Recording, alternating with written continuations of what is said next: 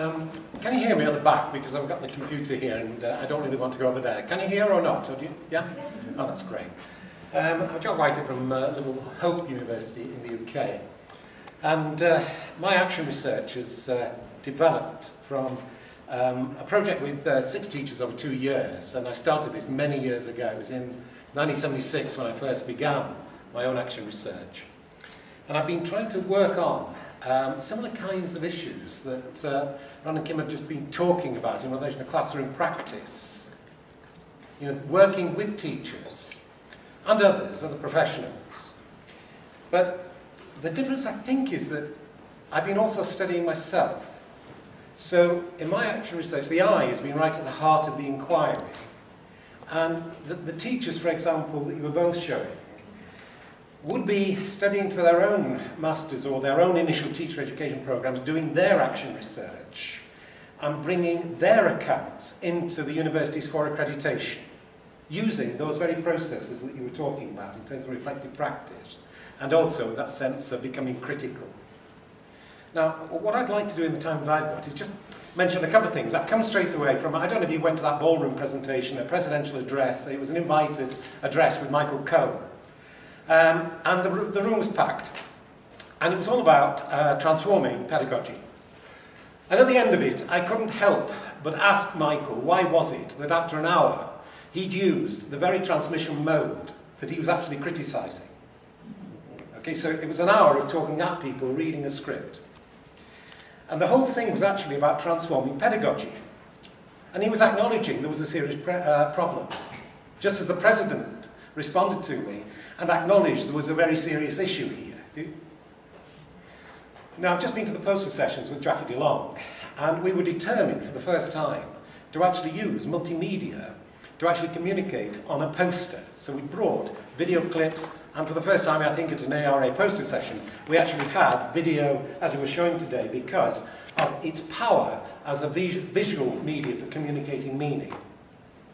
Now, the significance of what I've been trying to work on, especially this idea of systemic change in action research, is to suggest that we've now moved over the last 30 to 40 years to a point where we can actually claim to be changing the epistemological basis of educational research.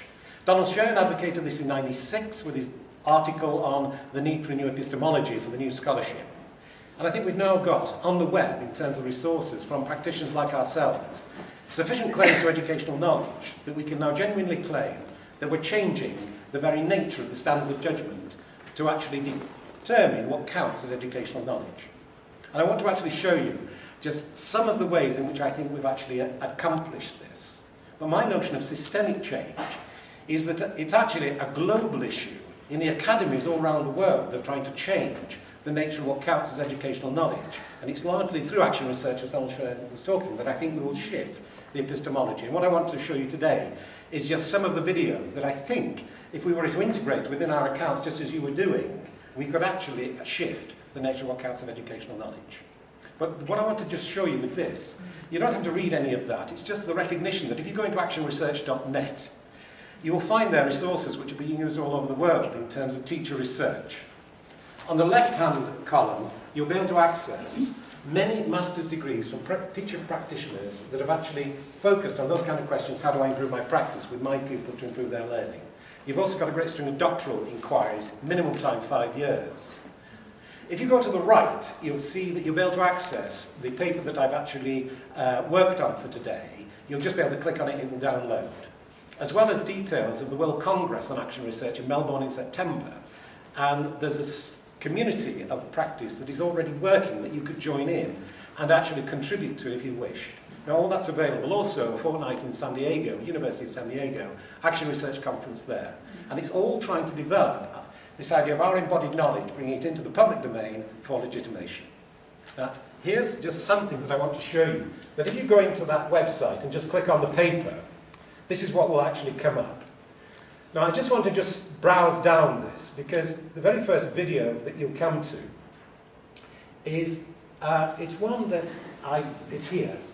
And it's one from South Africa, where I'm actually teaching a group, a workshop, and actually talking about the South African notion of Ubuntu that Nelson Mandela uses in terms of his relational understanding of human community.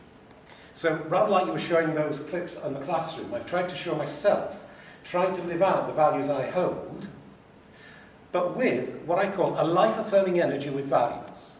So the reason I use the video, and I'll show you one at the moment of an Alzheimer's patient and her carer, to communicate what I'm meaning by a passion for compassion. But these values carry energy. So just as you both were speaking, you are both communicating with a tremendous amount of pleasure and energy. Yeah?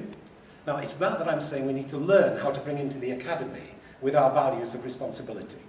But that one will just show you, as I say, it's a self-study of myself, and I hope we can feel it now, in fact. You know, it's a pleasure to be with you, but I'm hoping you can feel the energy because of the passion with which I hold what I'm saying. And yet, this is often missed from our accounts when we try to put it into print and publish it. Now, what I'd just like to show you is this clip. It's one from a doctoral inquiry. It's the husband of 55 years talking about his work as a carer. Now, you'll see that he's not aware of his wife in the background, and the wonderful technology now allows us to do this with the cursor. So you can move along, yeah? And you can actually, if you just watch here now, I don't even have to have the sound, but you'll see, I'll just put it on just for a few seconds to get the sense of his real passion for what he's doing as a carer for his wife. We've been together for 55 years, and so I would have it no other way. The transition period was very hard, as I had to change my way of life. It's not to my credit to say that I was a very impatient sort of person.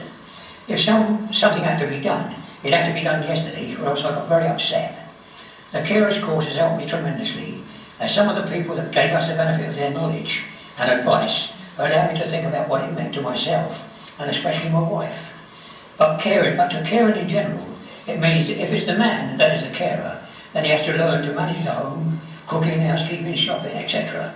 If it's the woman that is the carer, then it's the other way. She has to cope with emergencies in the home, such as changing fuses, washers, and a multitude of other jobs that used to be done by our spouse or partner. The carers calls and the follow-up meetings. Okay, now this was part of a doctoral thesis of one of my students. She was advising our government on mental health issues. Now, if you've just seen that, as someone in relation to suffering from Alzheimer's, I would imagine that that is what you would expect. Now, what Marion showed, because of her relationship with the couple over many, many months, was because at that moment there, Marion just looks straight at the other Marion who's taking the picture. It's unmistakable there is a communication there, and the face of pleasure that lights up is what Marion convinced her examiners enabled her to show her meaning of a passion for compassion. Now, she needed this visual representation, which was showing that embodied expression of meaning to communicate what she was meaning by a passion for compassion. Now, I'm just wanting to check with you that I'm making sense here, because it's right at the heart of what I've been arguing about a transformation in educational knowledge. It's very different to use this kind of media in doctoral viva examinations, coupled with a visual narrative, to communicate the standards of judgment that are being used to legitimate the knowledge.